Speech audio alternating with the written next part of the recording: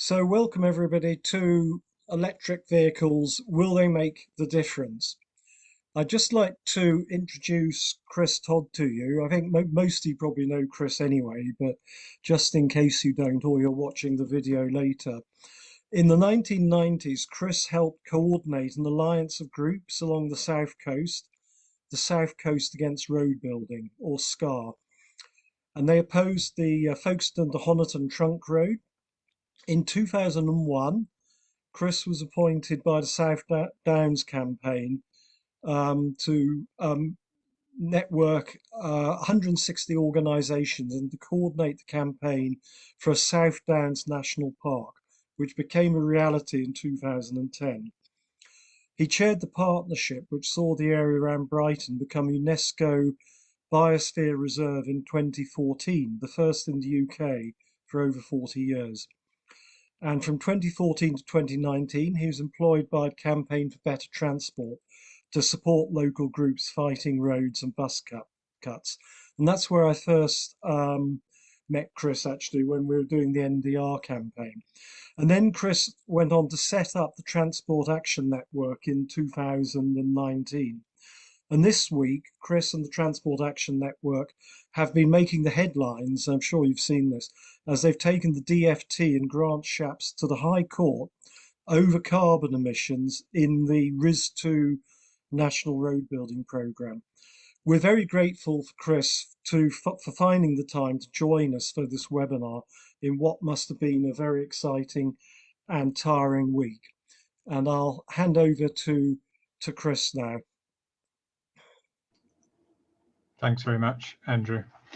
And thank you for inviting me to speak tonight. I'm going to share my screen, which hopefully should work because we tested it earlier. And then I'll crack straight on into the talk.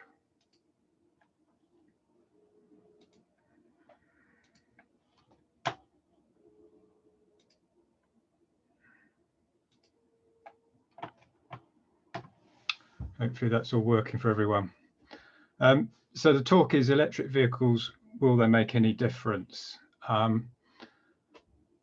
I wanted to do was actually define what an electric vehicle is, because actually there's a number of different vehicles that are sort of claim to be electric or are partially electric, and I think it's worth just trying to understand a little bit what distinguishes them between themselves and between other vehicles.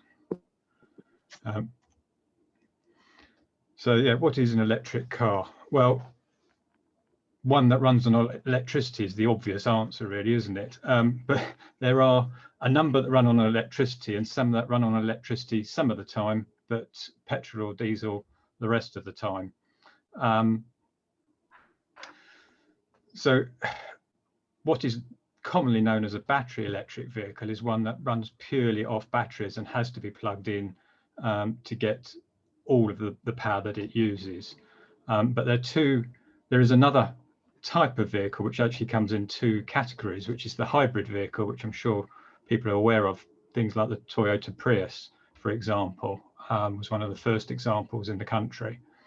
That is what's known as a self-charging hybrid, because it's charged up by the engine, just clues in the name really, as the car drives along, and it doesn't plug in. And then you have the plug-in hybrid car, electric vehicle, and that, as the name suggests, has to plug in to power the small amount of battery that it has to do sort of local journeys with a short range. And the range is quite variable between models, but generally sort of 10 to 40 miles. And the rest of the time, the vehicle runs on a standard fossil fuel power engine. So just to give an idea about the impacts of the different cars, this is just for the fuel emissions, so it doesn't include the manufacturing, just to make that clear.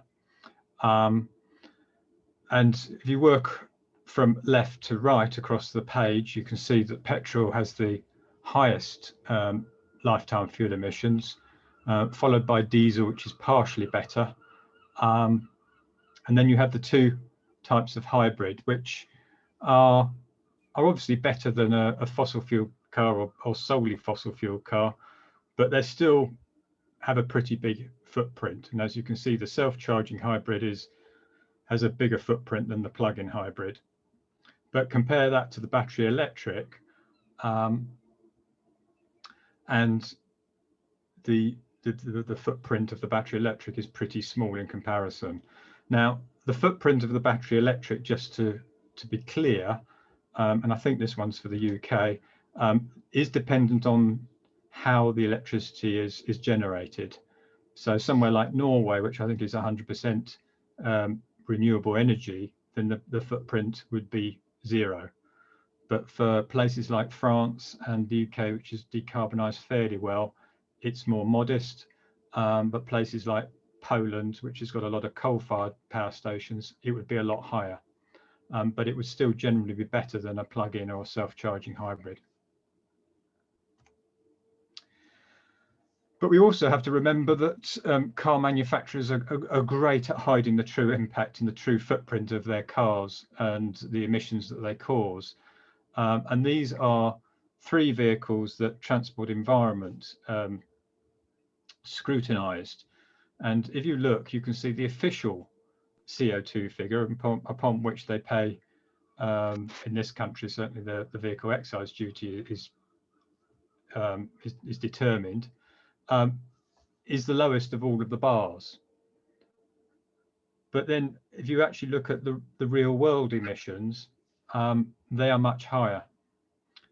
So in electric mode, its footprint is bigger than claimed. And then obviously when it's in charging mode or an engine mode, then the emissions are much higher. And given that it's not going to be in electric mode for that much of its use, then these official CO2 figures don't seem to be very close to reality at all. But I suppose after the VW scandal, not many people are probably surprised by that. So what it's effectively saying is that plug-in hybrids are a bit of a con, because their real-world emissions are far, far higher than what is actually claimed.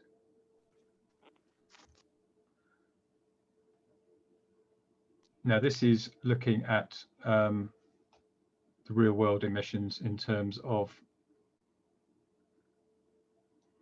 it's just another version really of what we've seen. So there's again looking at the tests and having a sort of a test rig on the vehicles, I think, looking at what comes out of the exhaust and how many emissions there are. So this is just comparing that trend really across all types of vehicles, obviously apart from the electric one. And really you can see the same discrepancy that we saw with petrol and diesel claims is the same really for self-charging and plug-in hybrids. In fact, possibly the claims are even more overblown in the plug-in hybrids. So why is this happening? Well, in terms of the hybrid cars, basically the cars cannot fast charge. Certainly a lot of the existing models. Things like this will probably change over time, but at the moment a lot of them don't. So the electric mode is not used as much because it's inconvenient, it's difficult to do, and why bother just for a short amount of electric power? I mean, I know somebody who bought a plug-in hybrid, and sort of rumours on the grapevine is a lot of people, when they sell them on, the new owners find the charging cable hasn't been unpacked from its original packaging. But even if owners actually do want to try and use them in zero emission mode, a lot of the cars don't actually function like that, because as soon as the air conditioning is used, or the screen demister is used, or the system is too hot or too cold, or the driver accelerates too quickly, or the car is driving at high speed, basically any time that might be a sort of a slightly bigger demand on the electrical supply or the batteries, which they're not likely to be able to cope with, then the engine kicks in.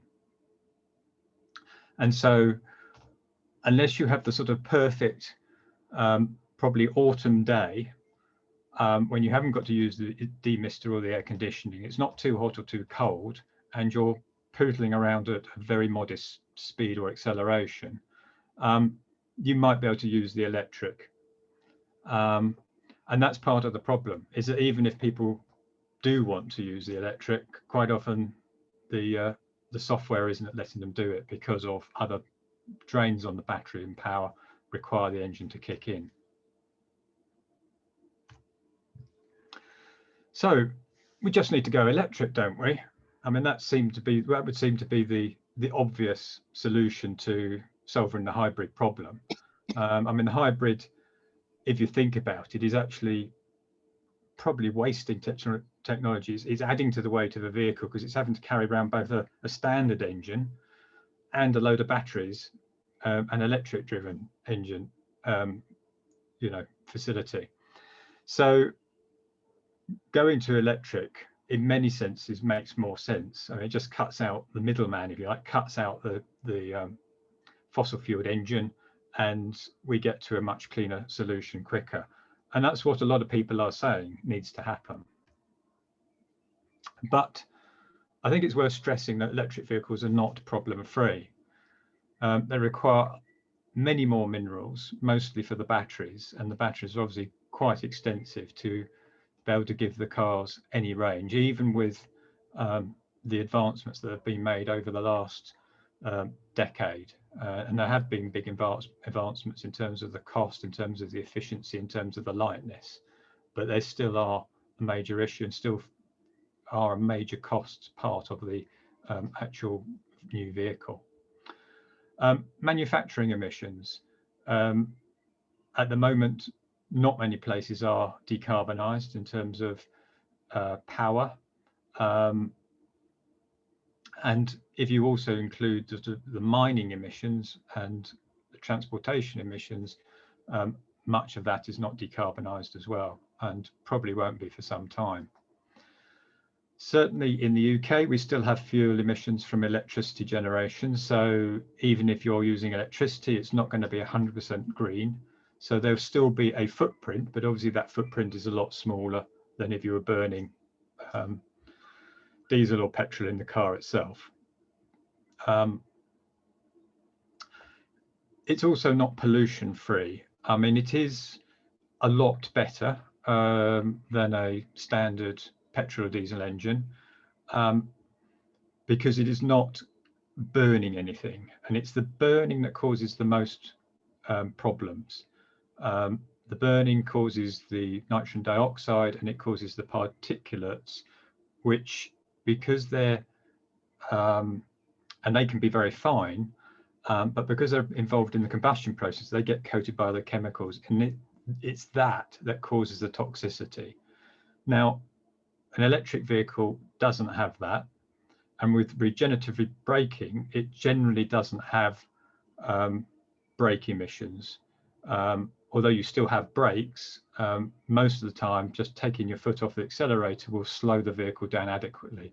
The brake is really there more for when you need to brake more suddenly, and obviously there will be a small amount of braking at that point, but on the whole, most of the particulates will come from road and tyre wear. Now, they are particulates, and particulates are do have health consequences, but they are not part of a combustion process. So generally, potentially less toxic than those from combustion. But they're still particulates, and there's still chemicals in them, and still potentially damaging. And because the vehicle is heavier, there's likely to be more of them. The other side is that obviously electric vehicles are not a magic bullet for traffic congestion. In fact, if they make driving cheaper, which is they currently are doing because there's no tax on them, and electricity compared to fuel is very cheap, congestion could get worse. And they still require space to be stored, which is, well, I like to liken them to half a living room, to sort of highlight the absurdity of driving, certainly in urban areas. They also encourage a sedentary lifestyle and obesity, because they're still encouraging people, and if it's made easier, cheaper, and if they're made guilt-free, people will use them more. But they're still causing huge health problems for the population, which is placing a huge economic burden on society and on the NHS.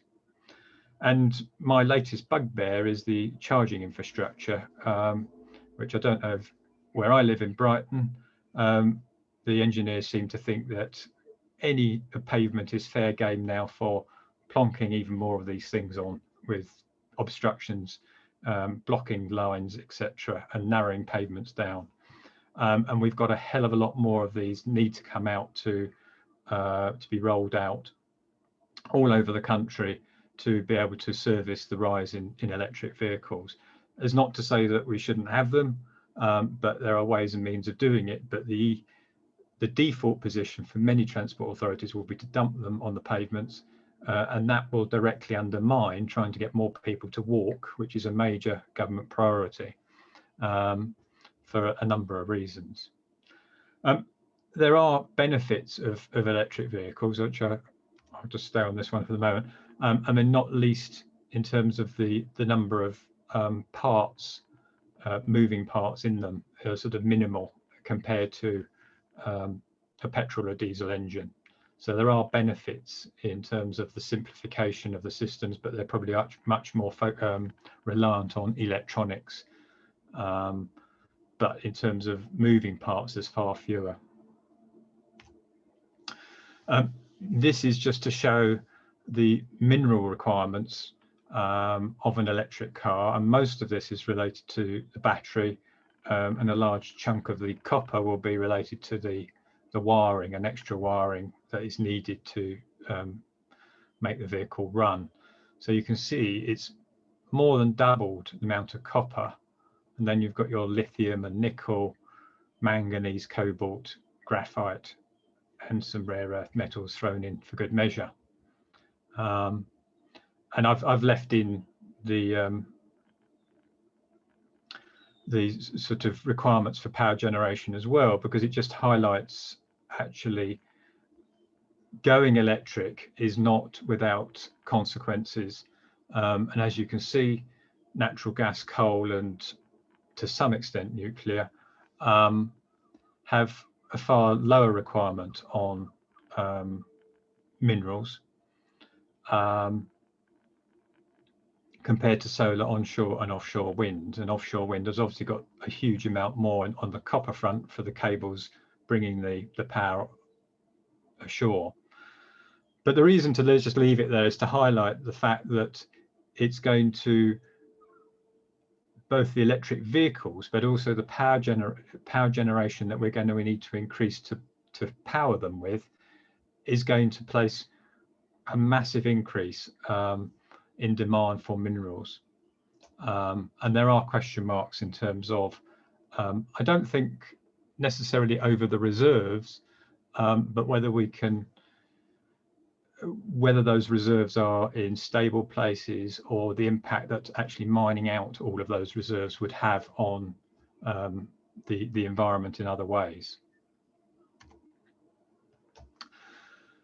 Now, this is looking at the life cycle greenhouse gas emissions of a conventional car, petrol or diesel, versus a Nissan Leaf, which is a small electric car that's been around for some time now. And in fact, it's looking at the average European car and the Toyota Prius, which we talked about earlier, as a self-charging hybrid.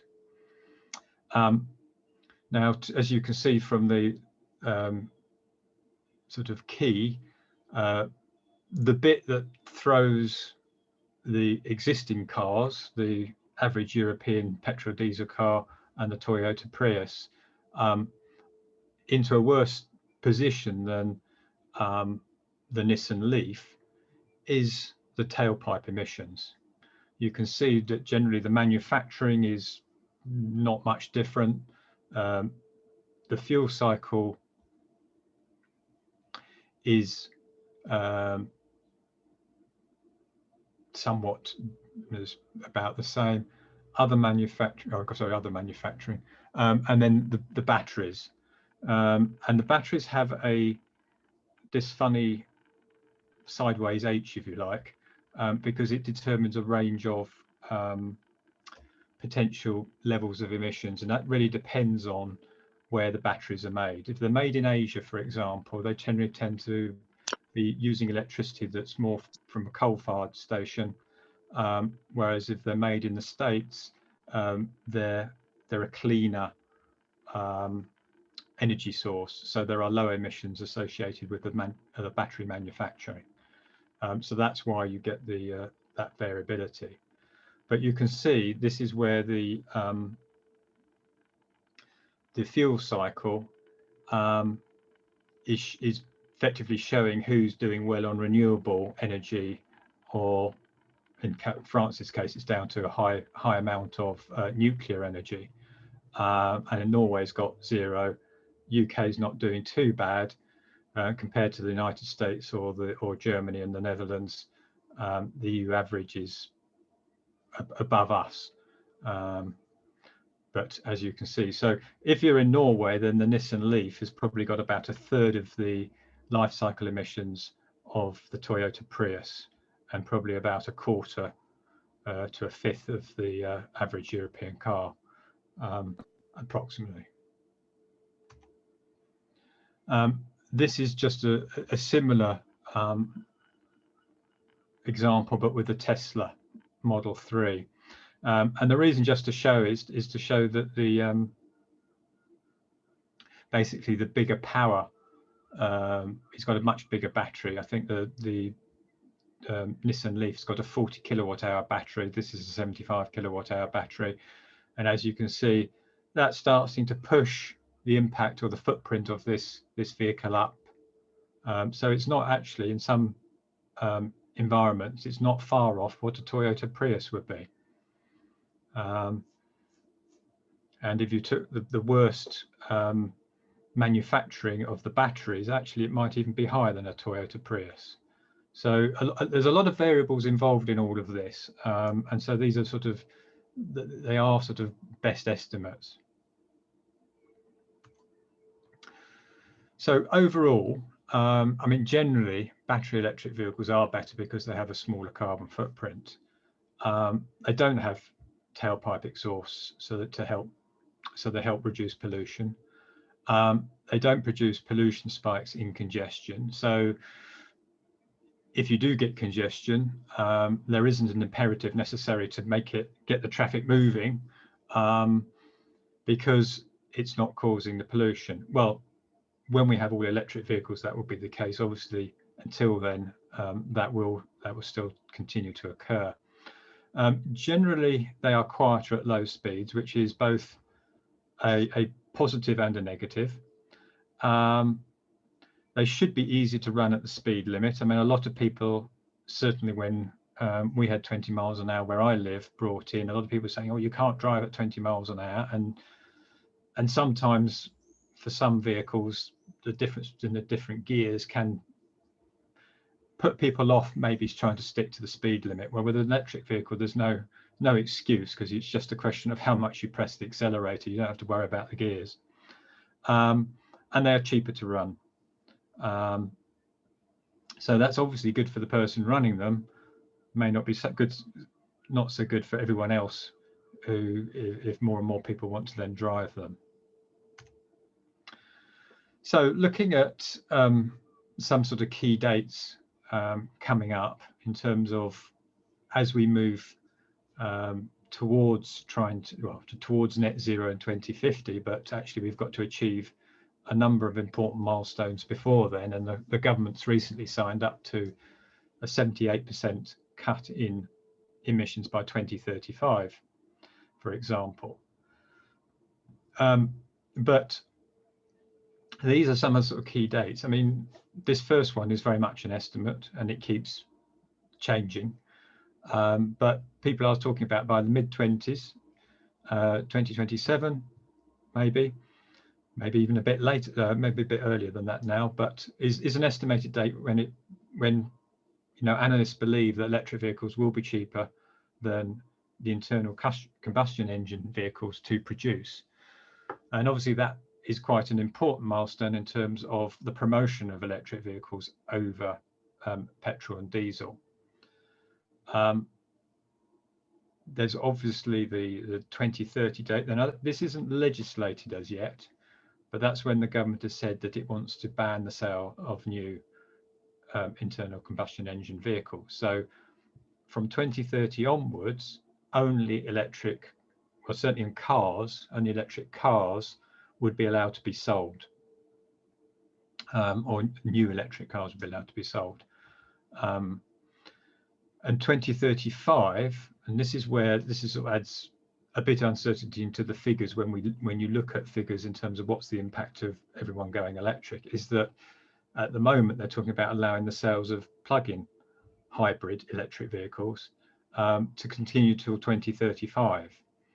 Now, if they are still quite popular, and I think they're still the biggest element of the electric vehicle market, if they're still quite popular and remain popular through the 20s, it will mean that we have an awful lot of them still in use, with emissions not far off those of fossil fuel cars, and potentially still being sold after the ban on, comparable fossil fuel cars. So actually, we may not get there as quickly as we hoped, but things might change. They might come forward. However, I mean, this quote comes from supporting papers to the Queen's speech, so not that long ago, from the government, that by 2035, demand for oil-based road transport fuel will still be over 50% of the current volume. And that's quite telling. It means basically, on my calculation, that then effectively tailpipe emissions will only just about halved by 2035. So how is transport going to meet that 78% target? Or is it going to be given a free pass, as quite often government seems to try and give transport when it comes to restricting things or changing things? And then 2040 is the proposed date, which has been consulted on. I don't think any announcements have been made yet about when new diesel HGVs will be banned. And so they would have to be hydrogen fueled or electric or whatever. And there's a lot of work going on there in terms of looking at what is possible. I think the issue with HGVs is the amount of power that they need. It's just not feasible with a battery electric. There are hybrid versions coming along. There are ones that run off a Caterina and being trialed, I think, in Sweden and Germany. And hydrogen is obviously being touted, but none of those come without issues, and they're still going to be a big part of the emissions for quite some time. Now, this comes from the Tyndall Centre. I went onto their carbon calculator, and they didn't actually have an Eastern region calculation, so I had to go through and chop out the bits of Hertfordshire that they lumped in with you in Cambridgeshire. So these are the carbon emissions for the Transport East region, which is the subnational transport body. The first bit of the curve, the darker bit, is the historic emissions. It's slightly out of date in terms of the recommended is now covering an area that we're currently in, but it shows the nature of the curve that's needed, the nature of decline or saving, if you like, that we need to do in terms of carbon emissions if we're to meet our sort of requirements to get to net zero. What I would say is probably the Tyndall Centre has been used by quite a number of authorities to map their emissions. it's probably slightly more challenging than these routes and profiles that the Climate Change Committee use.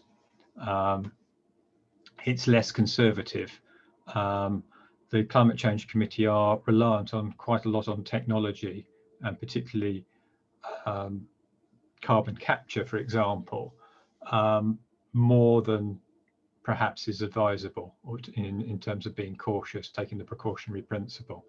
So this shows actually how dramatic a drop we need to achieve.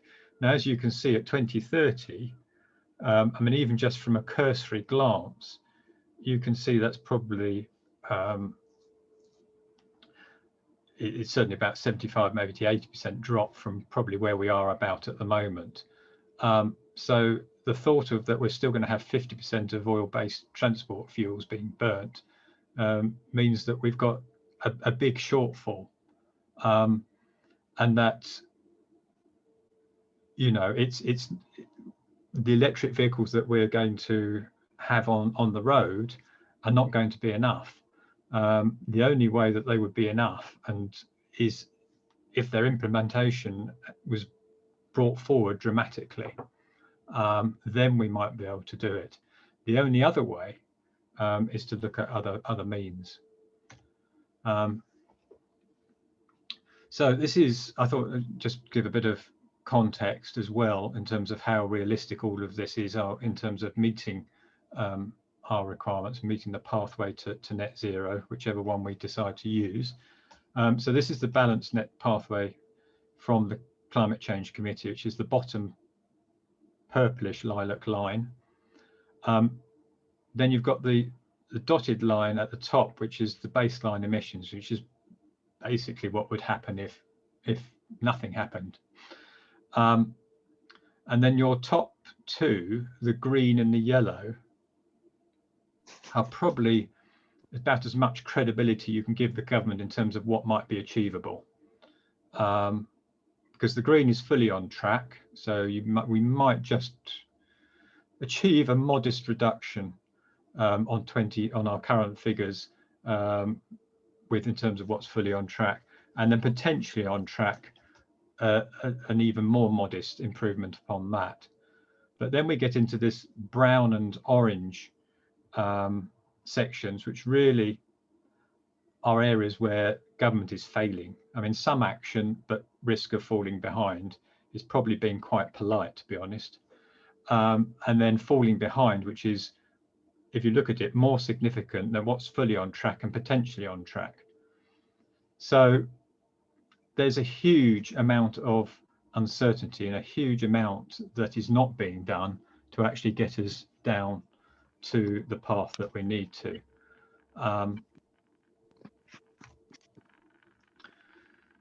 Friends of the Earth have produced a report. They produced a report a few years ago, More Than Electric Cars, and it was written by Transport for Quality of Life with Lynn Sloman and Lisa Hopkinson. And Lisa, you'll know, who spoke last time about the carbon impact. And they looked at a number of scenarios in terms of uptake of EVs, in terms of what's the carbon density of the grid, i.e. how much fossil fuels are going into the grid to generate the electricity. And they looked at levels of traffic, etc. And what they worked out was that you'd need between 20 and 60% traffic reduction, depending on the level of uptake of electric vehicles and various other variables. And as I say, it's not, you can't give hard and fast figures on this. You can just sort of give areas of likelihood, because there are quite a number of variables. Now that work was based on 2017 figures, and it was also done before the government announcement about the phase-out date of petrol and diesel cars. So it was looking at more of a phase-out date of 2040.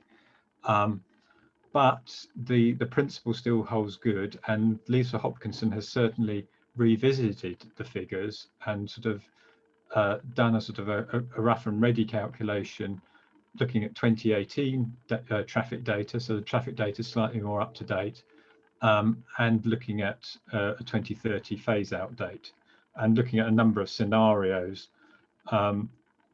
around that. And the most optimistic one, with about 50% electric cars on the road by 2030, and various other assumptions about, as I say, grid carbon density, she still reckoned that we needed about 17% cut in road traffic. So the evidence is saying, while electric cars are a very important part of reducing our carbon emissions, there still need to be further action.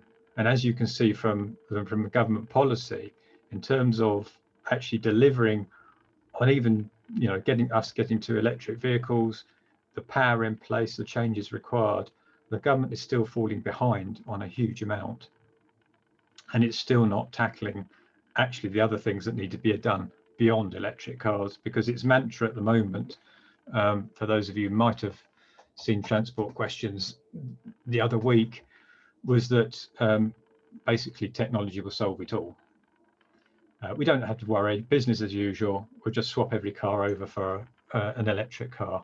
I didn't say that explicitly, but technology will sort it, was pretty much what they said.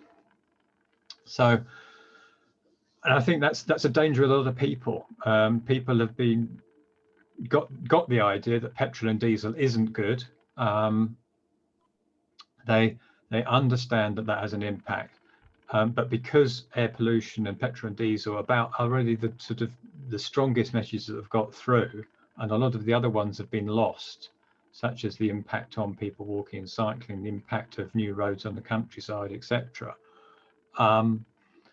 Then people view electric cars now as guilt-free driving, and that's going to potentially cause a big problem, especially if they're also cheaper, because that's going to encourage people to drive more, to use them more people to get them, because they're no longer this guilty form of transport.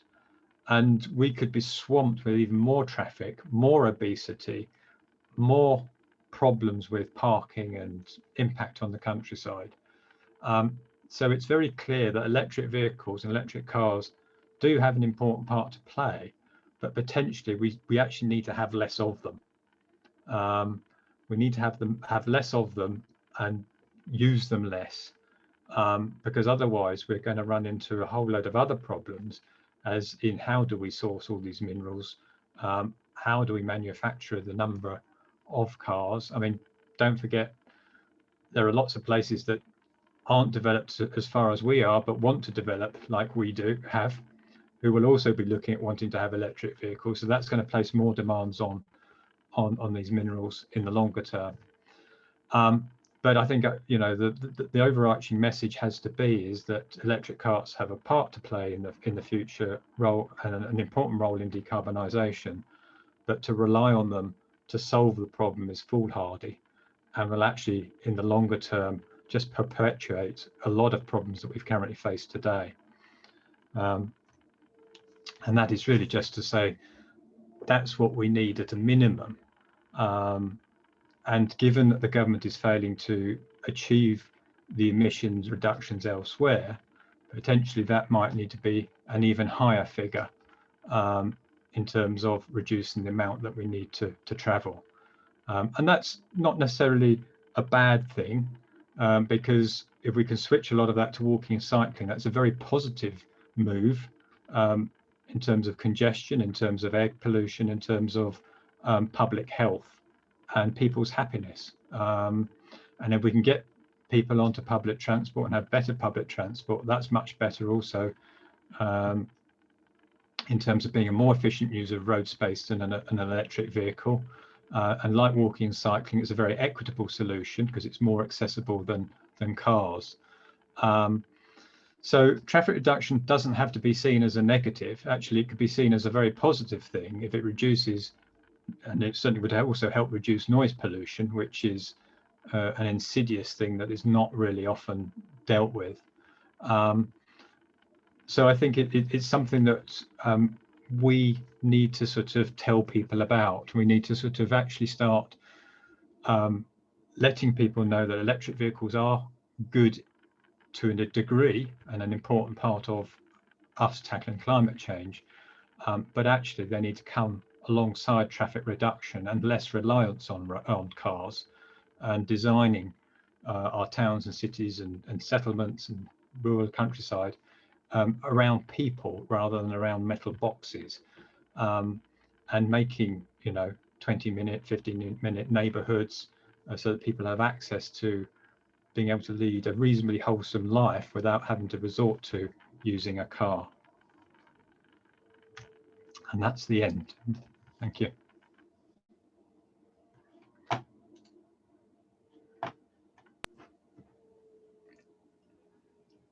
Thank you very much, Chris. It's really interesting. We've had quite a few questions in the chat, but it'd be nice to take some sort of questions live as well. So if you want to sort of just ask a question, can you do the thing where you put a hand up? Do you know the thing down the bottom of the screen? It's reactions, I think, isn't it? That's right. Yeah, and it's got a raise hand button. If you click reactions down the bottom, if you're on a PC, you can raise your hand to ask a question. But while waiting for some hands to come up, I've been monitoring the questions, and I'll ask one. So Liz Brandon Jones, she just put in a lot of embedded energies used in the manufacture of vehicles. Can they be converted or reused? And actually, someone else, I think it was Alexander Hills, asked about cost of replacing car batteries and how many miles do they last for. So possibly we start with that one about the materials, can they be reused, and particularly the batteries. And how often do the batteries need to be replaced? I'd have to say I'm not an expert on the sort of manufacturing side of it. I think I know a lot of electric vehicles you can you actually can be sort of have a package where you're leasing the batteries, so that as a vehicle owner you don't have the risk of that you've invested all of this money and then suddenly after 5 or 10 years the batteries become useless. I think anyone who's got rechargeable batteries over time, they tend to sort of lose their effectiveness and the amount that they store, and that's the same with with vehicle batteries. And there's been there's been talk about once they get to a certain point that they can be repurposed and maybe they're used in homes then, because it's less critical, the mass of them, and you haven't got a range issue like you have with a vehicle where you want to have a certain amount of capacity as a minimum. So I think they are looking at ways of keeping them going for quite some time. And I think an important part of managing the life cycle is all the technology around it, because it's I've got a new lithium-ion power drill, for example, and the charger for that is vastly different to the charger I got previously. And the same with I've got a circular saw that runs on a battery, and there's electronics now even on those to manage the load that is put on the battery, and it stops working if the load gets excessive. For example, the charger's got a fan in it to keep the battery cool when it's recharging. So those are fairly basic levels, but in cars there's similar technology and probably better technology. So you're managing the drain and the fluctuations in power within the battery to maximize its lifespan, to monitor the temperature, the amount of charge going in and out, so that it doesn't cause harm. So there's lots of things to try and maximize that and make it to reduce that impact, if you like. I mean, the rationale being these are quite expensive bits of kit, so there's an economic reason driving it. I suppose if it was really cheap, they probably wouldn't bother. I'm not quite sure about where the recycling of those batteries is at the moment, and I think it depends on the makeup. I mean, when I showed you the minerals required, before I started researching this, I didn't realise actually there's different types of electric battery in terms of lithium ion or the modern batteries that are being used. And so I think it depends which elements are being used within the battery as to how easily recyclable they are. And I'm sure that will improve over time as well, because there will be an imperative to get a lot of these very valuable minerals back. And there are recycling schemes in hand, but I think Transport Environment again have looked at this, and even with doing a lot of the recycling, there is still going to be a massive demand for raw material because of the big increase in the batteries coming forward. Longer term, if battery technology and electric is still the mode of the fuel of the future, then I would hope that the recycling would come up to a level where you're feeding into the new stuff at a sort of equal proportion, and you're not really having to mine anything. I think it's really difficult in terms of if you're looking at whether you take. I think the question was about whether was it about repurposing a current diesel and petrol car to electric? Was that or am I over? I thought it was probably repurposing electric ones and batteries, but that's an interesting question too, isn't it? Because there are sort of converter kits out there and stuff. Is that where you were going, Chris? Well, I wasn't sure if that was what the question is. That's something I haven't researched, I'm afraid. I mean, there's this dilemma, isn't there? There's a lot of energy and materials have gone into an existing car,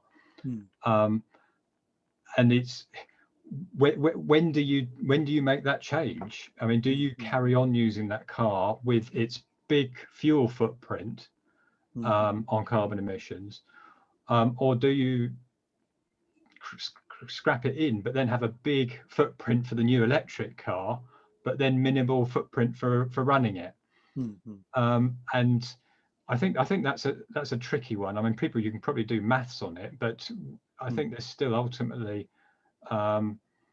it's quite difficult. It also depends, I suppose, also how much you actually use it, because if you're using it very low mileage, then I suspect it makes more sense to keep your existing petrol or diesel vehicle going if it's very low mileage, because of the resources involved, tied up in it, and the footprint will be relatively small for a lower mileage. As to actually converting and taking the engine out and putting batteries in, that's not something I know about, I'm afraid. Yeah, I mean, there's a few people doing that, I think, but it hasn't really taken off. I mean, the mineral usage is on all of this, and actually a lot of the other net zero technologies is really worrying. I put a recent link to a paper in the chat actually about that, where when you look at the minerals, not just for EVs, but also for all the solar, you know, solar panels and everything else, they're saying that up to about a 500 increase in mining could be necessary for net zero, which obviously is a very, very serious sort of thing which people haven't really grappled with yet. And another, just another thing where to put into the sort of equation on it all.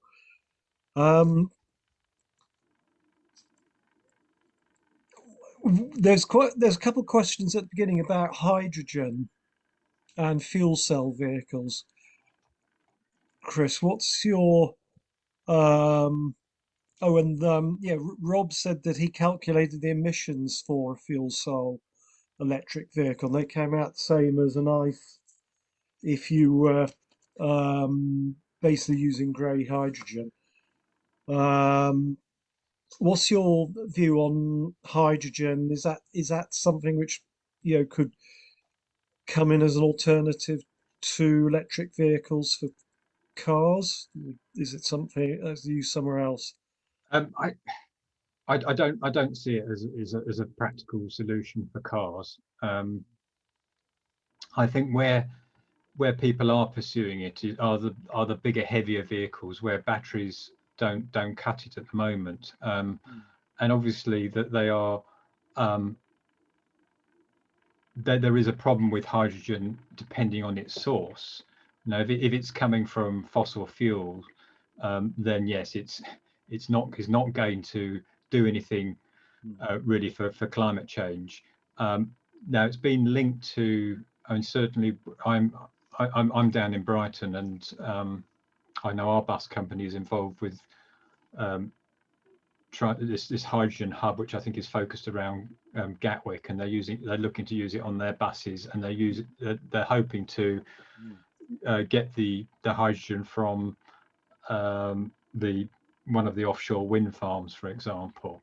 Now, I mean, that is a sort of um, again, not without its impact. It's not the most efficient way of generating energy, because you've got two cycles um, to before you actually get to your energy source. With an electric, with a battery, um, you're you're just getting the electricity straight away to the battery. There may be some minor transmission losses through the battery, but generally that's fairly efficient to drive the vehicle. Whereas what you're doing is you're having to, the energy from the wind farm or wherever isn't going straight into a battery. It's going into an electrolysis process to split the water. And then you've got to recombine the water, the hydrogen and the oxygen, to create water and the electricity. And so I think it's about a quarter of the efficiency of a battery electric. But if you've got surplus energy, which we probably have at the moment, we may not have in a few years if lots of people are trying to charge up electric vehicles overnight. But if we do have a surplus of renewable energy at the moment, then hydrogen, or clean green hydrogen, might be a good way of storing that energy. So, and I think if we're struggling in terms of some of these bigger, heavier vehicles, then that possibly is a solution. Although some people are saying, the technology of batteries will improve, and actually we're probably better off, that's more likely to be the longer term solution for a lot of them. Certainly, I mean, it's double decker buses, and the ranges of some of those buses and the hills that they have to cope with are the issues for bus companies. I think on flatter routes, on shorter journeys, then they're fine, and single deckers don't seem to be too much of a problem.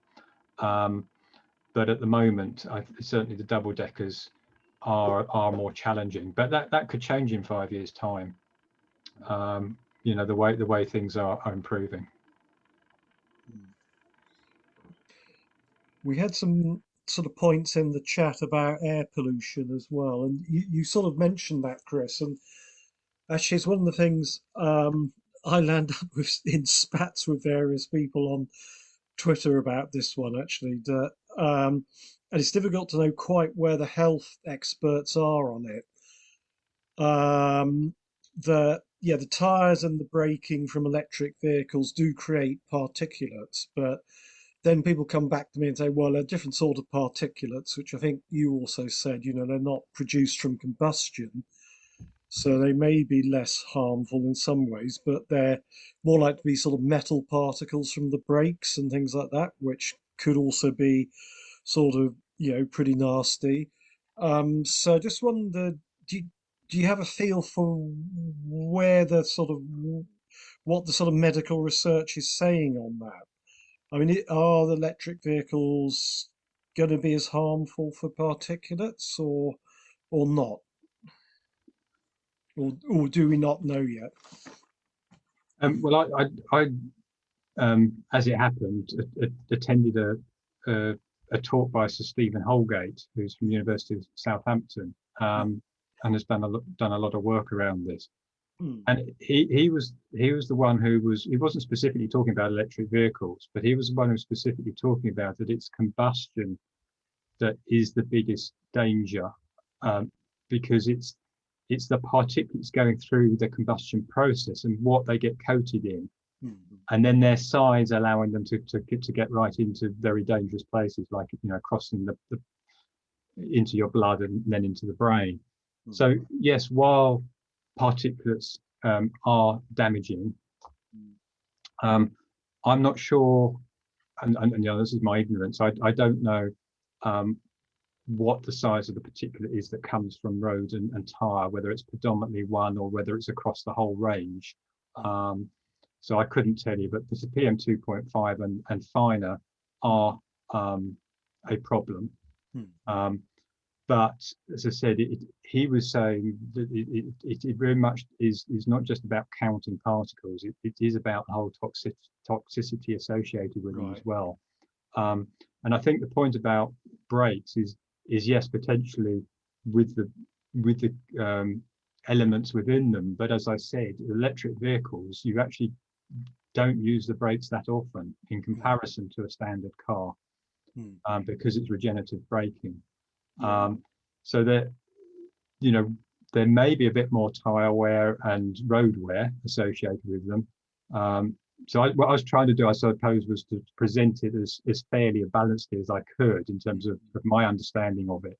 Um, and so I think because we don't gain anything by over egging the pudding, if you like. I think it's better Mm, to be yeah. responsible about it and sort of take Mm, what we know from the science as best we can, and mm, as best that is known, because nothing is ever fully known. mm, So I think yes, it is still causing particulates, and some of those, the stuff in the tires isn't particularly pleasant necessarily. So and actually tires, um, with the runoff, causes a huge amount of plastic pollution in the rivers and seas, mm, from these ultrafine particles. So there are serious issues, whether it's our own health or mm, actually we may well end up eating these things. Through the soil, and if people eat fish and so on. So I think that seems to be the emerging science in terms of mm, more mm, research around it. mm. Yeah, that's really, really helpful.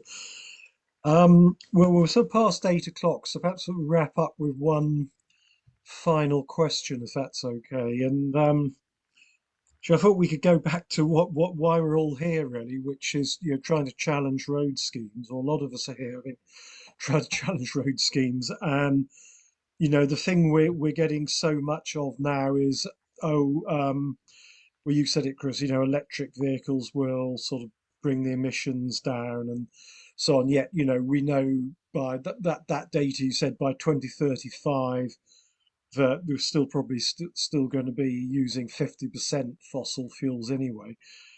Um, how do you think we can take that argument on? I mean, we've got that here in Norfolk. They've been pushing it out for years that it's all going to be okay because everybody will be in EVs as far as carbon emissions are concerned.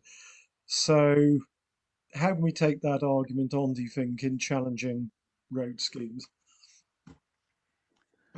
I think it's difficult, because I think, as for the reasons I've said before about people having been told how bad petrol and diesel is and air pollution is, and then you come along with a vehicle that doesn't create Mm, any tailpipe emissions at all, mm, and people will feel good. They've been told that electrics are the way to go. It's going to reduce and it's cleaner, etc. So it's a question of, I think, trying to be, not let people get away with saying electric vehicles will solve everything. I think it's acknowledging they've got a role to play. I think it's a question of being honest with people, but saying, actually, we're still going to have to do more. They're not going to deliver enough. And like the quote from the Queen's speech, about the 50% of fuel still going to be burnt in 2035, shows that we're not going to meet the target. I think it's also, that if everyone goes electric, and there's going to have to be some sort of road pricing at some point. Otherwise, they're just going to be swamped with cars. If they think congestion is bad now, and there's no way we can build enough roads to build our way out of congestion. I think it's going to be depending on the audience and the situation, trying to judge what might appeal to people. I think, it's still going to be, it's not going to make it any easier to park in your street. I mean, I don't know what it's like in sort of Norwich, in villages it might be a bit easier, but in urban areas, parking is at a premium in many places. And if EVs become more attractive, then parking situation is going to get even more dire than they are already. So I think it depends on the circumstances, trying to find the message that to make people think about, oh, actually, maybe it's not a good idea that we all rush and automatically buy a car. I mean, research that, again, Friends of the Earth and Transport for Quality of Life have done, or no, sorry, it might have been, well, I think they've talked about it, but I think it was the University of Leeds and the Creds department there, with Gillian Annable, looked at electric e-bikes basically, and said they offered one of the best opportunities and best ways of lowering carbon emissions. So, and there are, the French talking about having a scrappage fee, but the scrappage fee means that, or exchange fee, but you can actually spend it on an e-bike or public transport, so it doesn't have to go into a new vehicle. So I think it's trying to encourage people to think about, yes, get rid of the polluting banger or even your polluting limousine, but do you actually need a car? Could one of your two cars, if you've got two cars, be an electric bike? And that way you'll get in and around town far quicker and easier. You can carry all the shopping you want. You'll be healthier for it. You'll have half the parking problems you had, etc., etc. So I think I don't think there's a magic bullet in this. I think it's judging your audience and trying to pick the arguments. Well, get them to make them think, well, yeah, I can see EVs have got a role, but actually just replacing an electric vehicle for a diesel vehicle for an electric vehicle is not going to solve congestion, and it's not going to solve parking problems. So we need different solutions, and actually, remind people about the benefits of lockdown when they could hear the birds song and it was quiet. Actually, there's benefits of having less traffic. It means the people who need to drive for those deliveries, or people who are disabled or whatever, can get around more easily. And the people who've got, and make sure people have got choices. So it's not about trying to deny people movement. So I think that, it comes as part of a narrative, as I'm sure you're all well aware, and I'm sure we've been practicing. But I'm sorry, I can't give you anything definitive. I think it's a question of just chipping away. But I think you do have to try and stop people getting away with just saying it's the solution and we don't need to worry.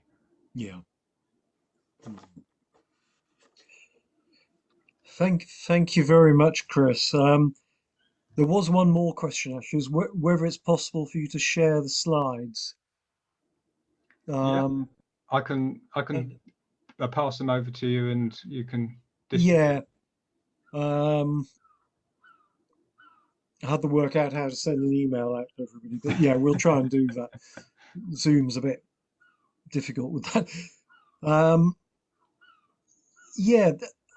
I just saw that Hanny Lenny put something really interesting in the chat just now, and I thought I'd sort of finish with that. That this talk really highlights, to me, as Hanny Lenny and all of us saying, how much more discussion and research we need to put into this as a society if we want to reduce carbon emissions and survive. And It's been really fascinating talk because you've really put out the information there on the EVs. I mean, for me, because how many competing issues there are, aren't there? Because there's the minerals, the energy, and then all the sort of demand for transport and so on. And it's really, really tricky. But thank you very much, Chris, for sort of really putting all those issues in a nutshell um, for us tonight. Um, and I think then we just close there. If I just sort of remind people about the, if you want to sign up to the newsletter, we had that in the chat, and also our website. If you go to Stop the Wensum Link website, you just put Stop the Wensum Link in to Google, you'll find it, and then you can find out how to sign up for the newsletter anyway. And also the cafe meeting next Wednesday at 7 p.m. Um, Anybody who wants to find out a bit more about the campaign, and I think that will also be on the website. So thank you very much, Chris, and thank you very much everybody for turning up. You're getting lots of Good, thank claps you. there, virtually and for real, I think. But it'd be nice to meet up in person at one point, at some point. Well, yeah, I mean, depending how the pandemic goes and everything, we're going to have some interesting public, public examinations up here, as in planning examinations, as you know. So hopefully, if you'll be more than welcome if you want to come up for Transport Action Network and present to the planning inspectors, and we'll host you well, Chris, in Norfolk. So hopefully, some of us will meet you in the not too distant future. And also, aren't you having an event in London or something quite soon? I think. Was that Um, the Highways to Hell? The Highways to Hell group, I think, were going to meet up, weren't they? well, we're talking about having a national event in November the 20th potentially, Right, um, but it because there's so much going on.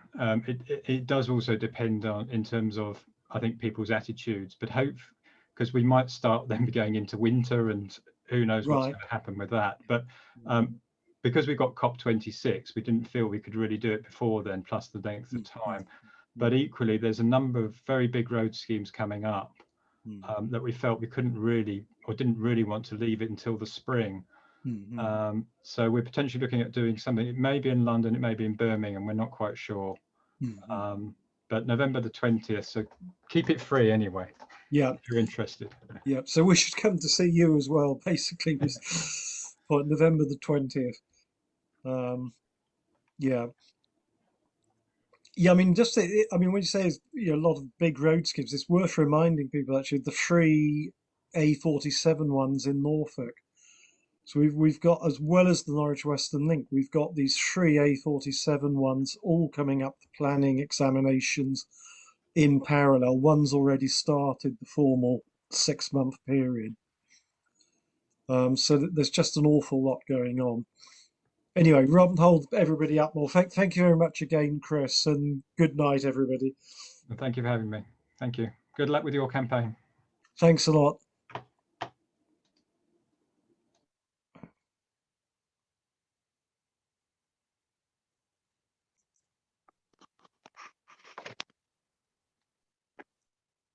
Cheerio, Liz.